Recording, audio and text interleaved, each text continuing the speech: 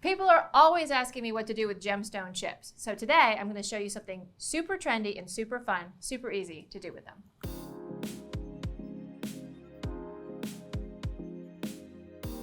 So today I'm going to teach you guys how to make gemstone chip rings. And kind of the inspiration behind this was people were always asking me, what do I do with gemstone chips? And my answer is, well, they're gemstones. They're still beads. Why not just do anything you do with any other gemstone beads? And you don't need a big bead to make these look great. I've got rhodochrosite here. I've got fluorite. I have a little bit of mookaite, tiger's eye, amethyst. When you kind of make them into a ring, they look a lot bigger and more impressive. So it doesn't matter the small size or the irregular shape. They always look awesome. So in order to get started with this project, we're going to need a few tools and supplies. So let me just kind of go through what we're going to be working with. First of all, you're going to need some gemstone chips. And I just have a little assortment of some that I like here to work with. I've got some amethyst, I have some looks like neon apatite, some yellow opal, just some brighter colors, some rhodochrosite there. So these gemstone chips tend to come on super, super long strands, lots and lots of beads to work with. They're very often tied like this, so you can wear them like necklaces, like endless strands. But what I look for when I'm looking for a gemstone chip is I essentially just kind of look for one that's drilled through the center. Not really worried about the size or shape of it. It could be small, it could be larger, but as long as it's kind of drilled through the center, kind of like that guy is right there, or even this guy, it's perfect. If they're drilled off to the side, you can still do it. They're going to look a little pokier out of your ring, like see this one, how it kind of pokes up out of my ring. It's still doable. You can really do it with any shape. But for me, it's easier when you're getting started to get one that's drilled through the center of the bead. So no matter what shape or size, as long as it's kind of like that, drilled through sort of the middle of the bead, it's a perfect one to get started with. Also, I found that color helps. I love working with neon apatite. I also like working with that really bright pink rhodochrosite. And also what I love about gemstone chips is they tend to come in tons of different stones. So you can even do birthstone stories or stackable rings, anything like that. So in addition to the chips, you're also going to need some wire. I'm going to use just a 20 gauge wire. For me, I prefer like a half hard wire, but a dead soft will work as well. So just whatever craft wire or other wire that you have, be perfect for this. Tools and supplies.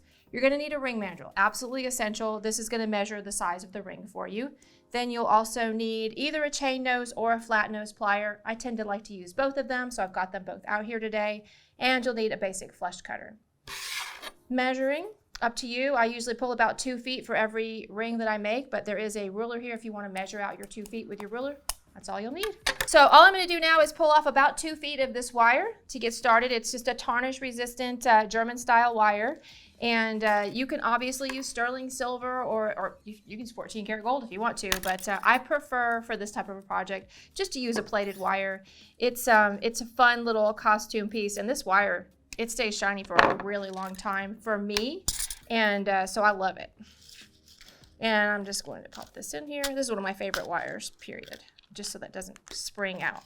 Only thing I don't like about it is it springs off my spool. So then next step is to pick a stone that you like. And I'm going to start with this little blue piece of neon apatite because I think it'll just make a pretty color. And I was looking at my stash over here and I noticed I didn't have one that was light blue like that. So you see how it's kind of drilled through the center. It's an irregular shape, but it's still right through the center of the bead, so it's going to make a good ring. So just pull that to the center of your wire and then bend the wire down on either side of that bead, like so. And it'll kind of go where it wants to go because they're gemstone chips and they have their own little personalities, just like we do. All right, so there it is. There's your little bead ready to go. See, it doesn't matter how big or small it is. It's kind of how you make the ring. One of the things I like to do is kind of get a lot of wire around it to give it kind of almost a bezel set look. So that's what we're going to be doing today. So now what you're going to do is you're going to use your ring mandrel. Let me just kind of move some things out of my way here. Make this a little easier for me. And I'm going to bring this wire down over the mandrel.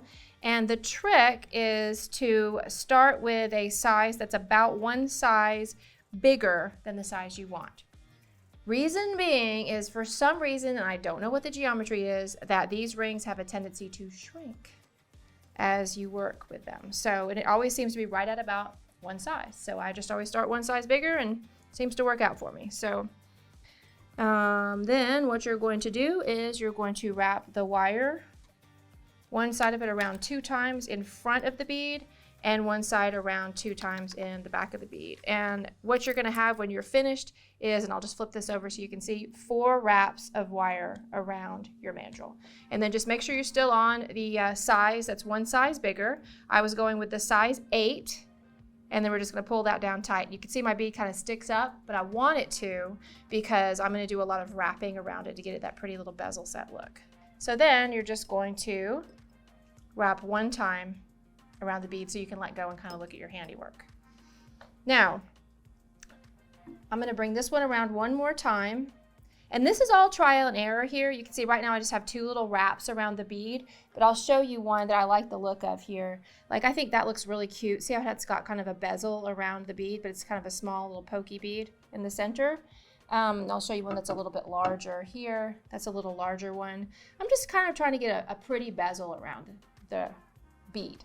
So I just start with 1 of the wires. I find it's easier to work with just 1 rather than trying to use both of them at the same time, and wrap it around and around until I'm happy with the way that looks. And then if I run out and I need a little bit more, I can do the other one a couple times as well. And let's get 1 more. Let's see if I like that. Yeah, and it's just kind of what you like. The way, if you like the way it looks, if you're happy with that. If you're not, you can kind of unwrap it and start again. You can press down, you could squeeze.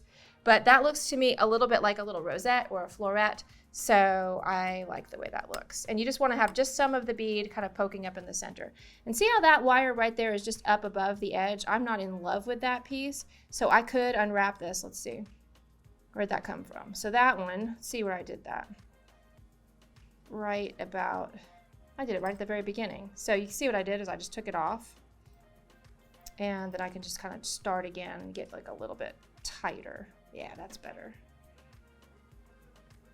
But it's really personal preference. You can be a perfectionist like I'm being right now, or you can just kind of go with the flow and let it be what it is. But I think it looks better if you have a little bit more wire around the outside to give it kind of that bezel set look. So that's what I'm going for right now.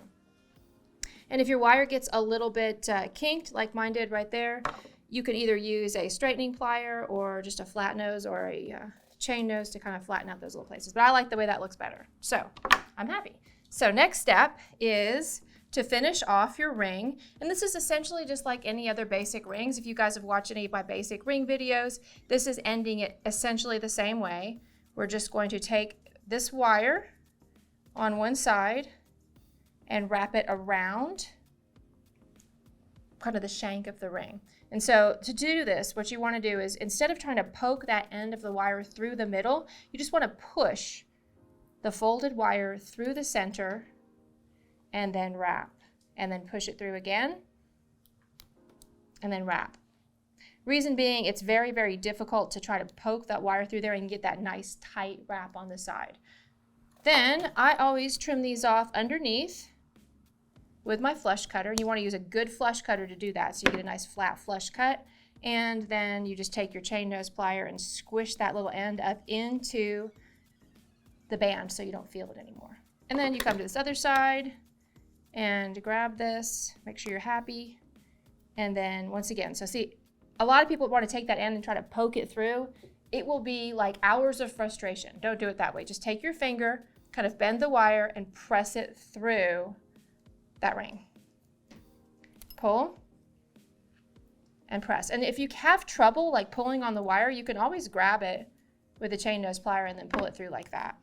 So I've got 2 wraps on that side, and now I have 2 wraps on this side. Oops, I got 3 wraps on that side. So let's do 1 more just so it's even. And then trim the extra wire off. And take your chain nose. You can also use a flat nose. Like I said, I'm interchangeable. It just kind of depends on what kind of mood, where my wire is going, how I'm feeling, and just press that into the piece. And then if there's anything you don't like about your bezel, you can kind of like, I'm going to squeeze this in just a little bit on either side just to kind of give it a little bit more uniform shape. Right there and right there. And voila. See, they're really kind of irregular looking Press that down just a little bit right there. But they're also really, really super cute. So I just want to review the tools and supplies that you need to do this project. First of all, you're going to need some gemstone chips, and I had 3 different strands here. The multicolored strands are great because lots of different colors, lots of different options. Just any gemstone chip strand will do, multiple colors, lots of fun. You're also going to need some 20 gauge wire. I used a medium temper or half hard plated wire to do this with. And that's pretty much all the supplies. As far as tools are concerned, you will need a ring mandrel. Absolutely essential. I recommend a steel ring mandrel to do this project. You're also going to need a flush cutter and a pair of chain nose or flat nose pliers. I happen to be in love with using the chain nose plier today, but really you can use either one of them to finish this project. Thanks so much for watching. If you guys would like to pick up some supplies like the ones I worked with today, check out the links down below. What other jewelry making projects would you like to see made with gemstone chips? Let us know in the comments. Don't forget to like, subscribe, and ring that bell. And now that you know a little bit about making gemstone chip rings, you can say, I made this.